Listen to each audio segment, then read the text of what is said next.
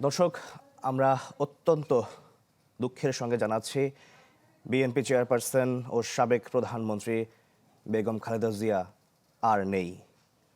আজ সকাল ৬টায় রাজধানীর এভারকেয়ার হাসপাতালে শেষ নিঃশ্বাস ত্যাগ করেন তিনি। গত রাতে তাকে দেখতে রাজধানীর এভারকেয়ার হাসপাতালে যান দলের ভারপ্রাপ্ত চেয়ারম্যান তারেক রহমান। এছাড়াও হাসপাতালে যান বিএনপি মহাসচিব মির্জা ফখরুল ইসলাম আলমগীর।